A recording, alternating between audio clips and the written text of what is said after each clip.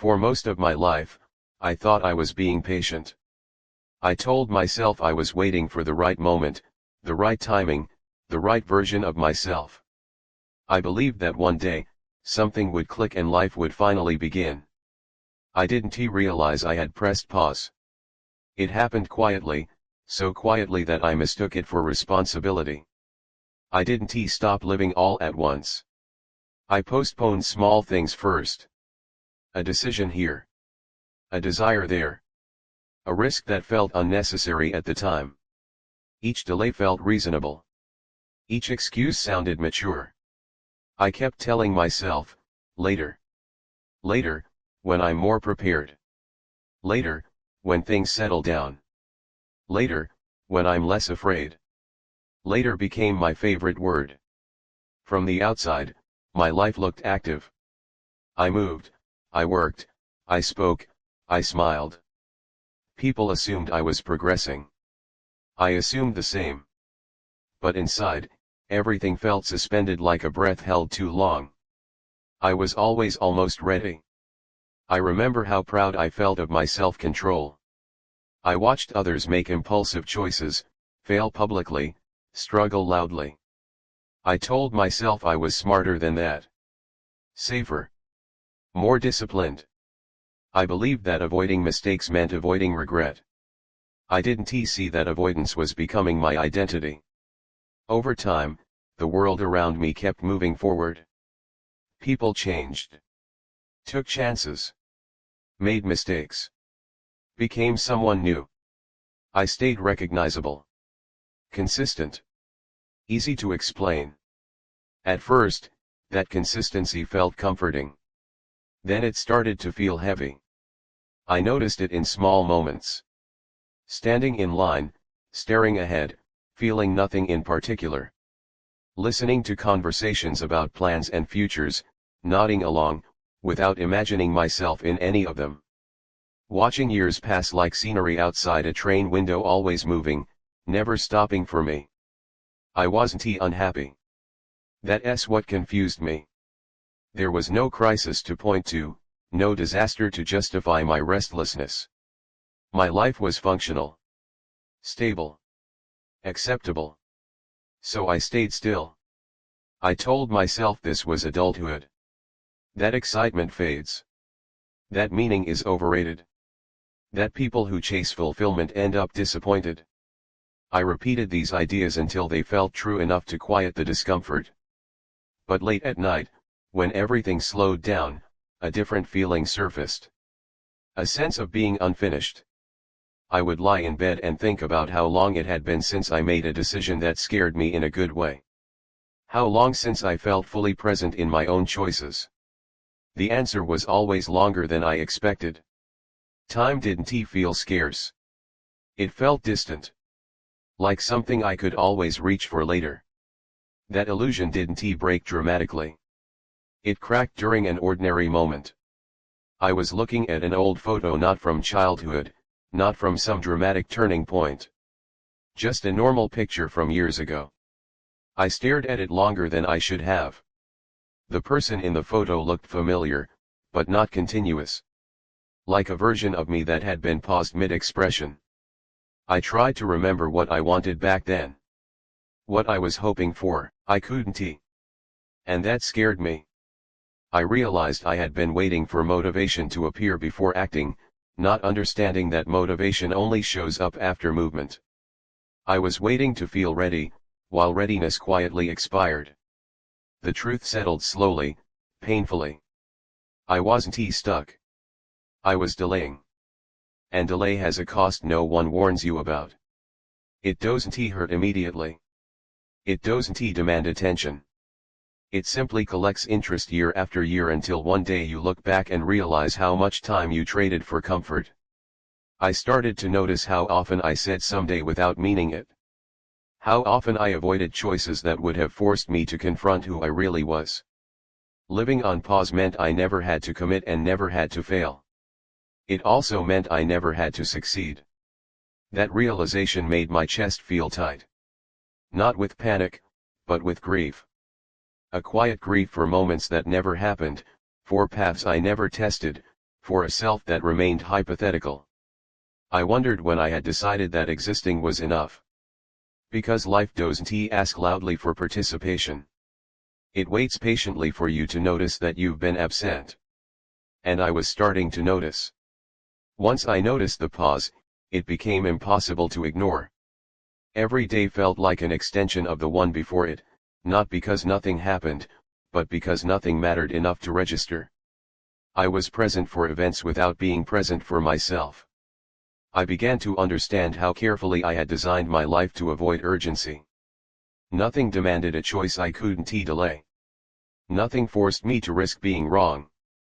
My routines protected me from discomfort, but they also protected me from depth. People admired my patience. They called me grounded, thoughtful, stable. I accepted the compliments because they gave my stillness a respectable name. But inside, I knew the truth, I wasn't patient. I was suspended. The body noticed before my mind did. Sleep stopped feeling restorative. I would wake up already tired, as if my dreams were spent rehearsing conversations I never intended to have. My chest felt heavy in the mornings, like the day itself was something I had to carry rather than enter. I started losing my sense of time. Weeks passed without memory. Months went by marked only by obligations completed and expectations met. When people asked what I had been doing lately, my answers sounded vague even to me. Just the usual. The usual felt endless. I tried to tell myself that this was normal. That everyone reaches a point where life becomes maintenance instead of exploration. That longing is childish, and restraint is wisdom. I repeated these thoughts until they almost convinced me. Almost.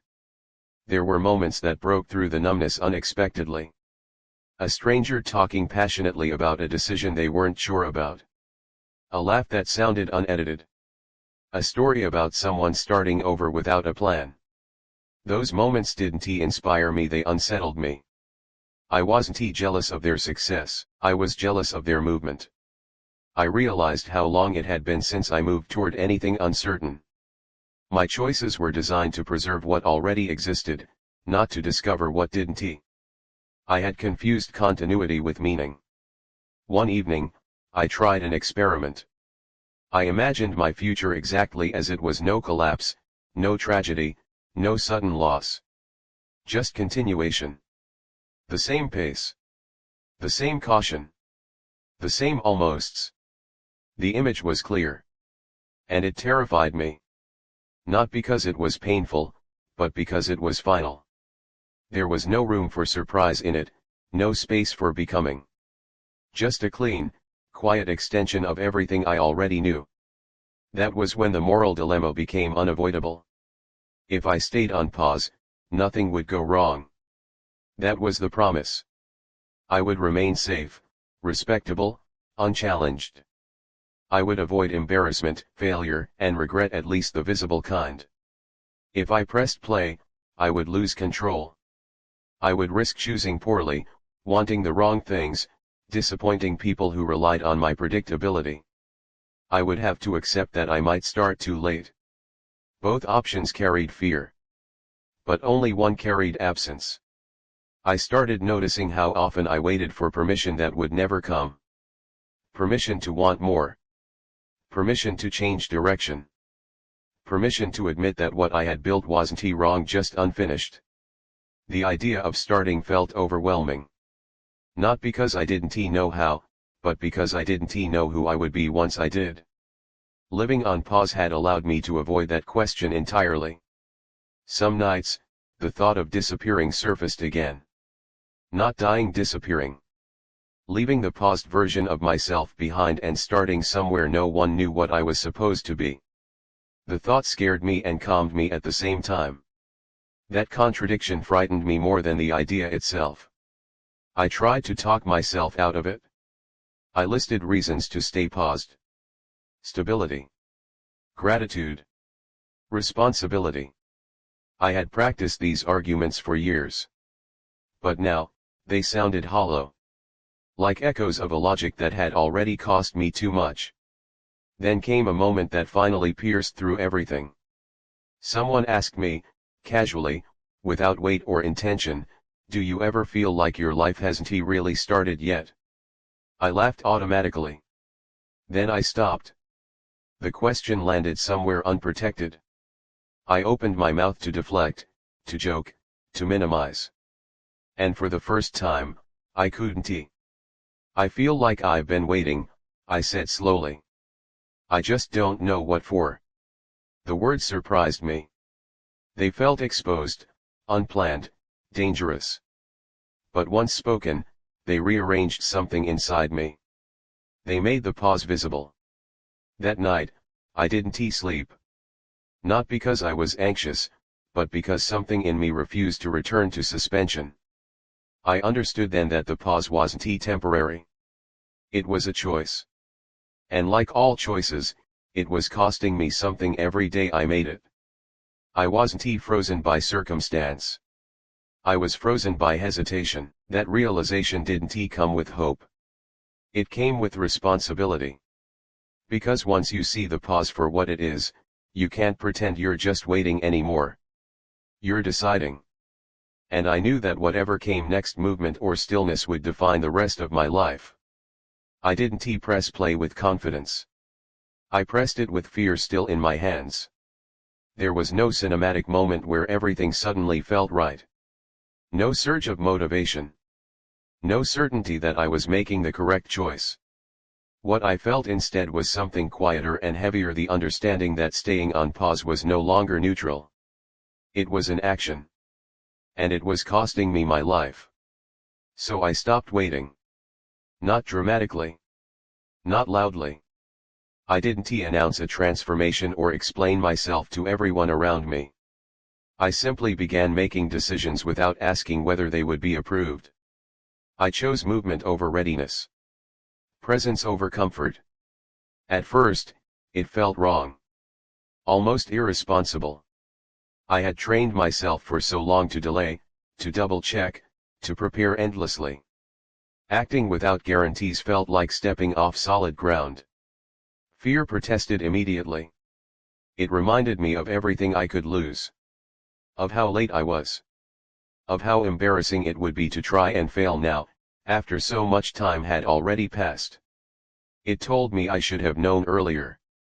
That starting now would only highlight how long I had waited. But something inside me answered back for the first time.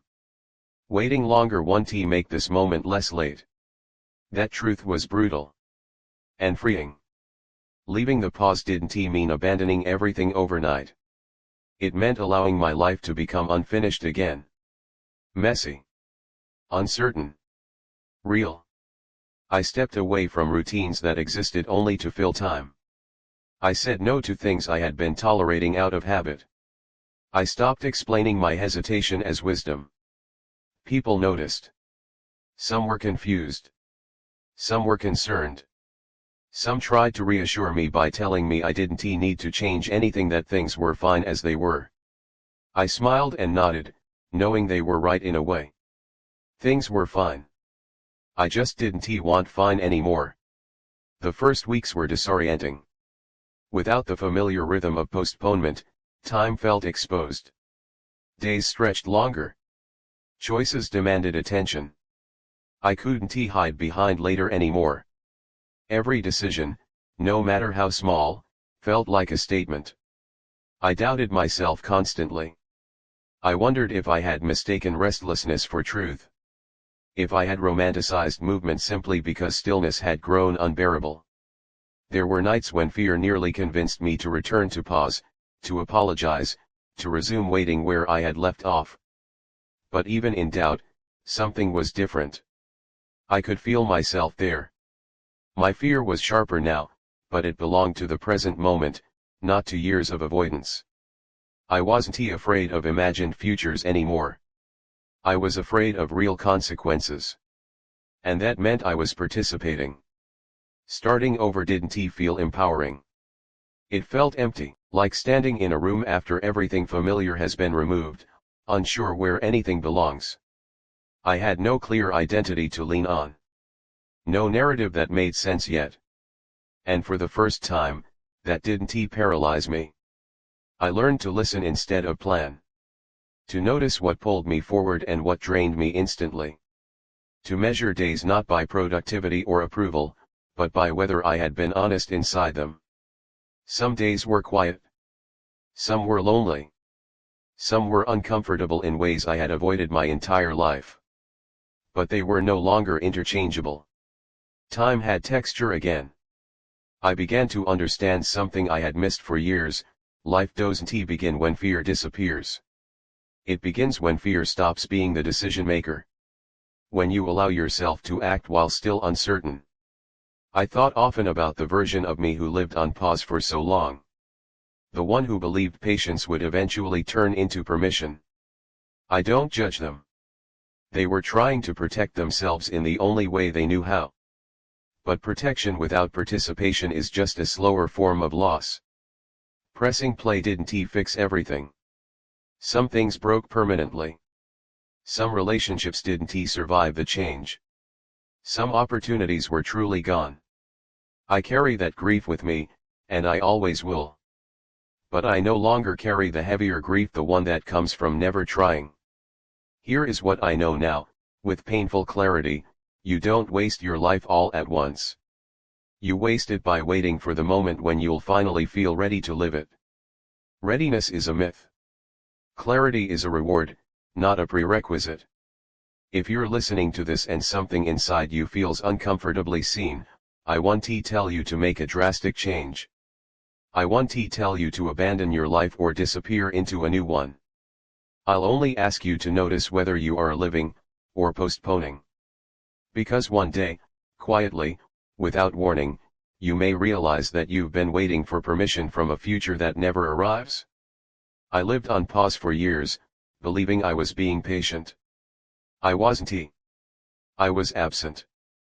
And pressing play late, afraid, imperfect was the first moment my life actually began.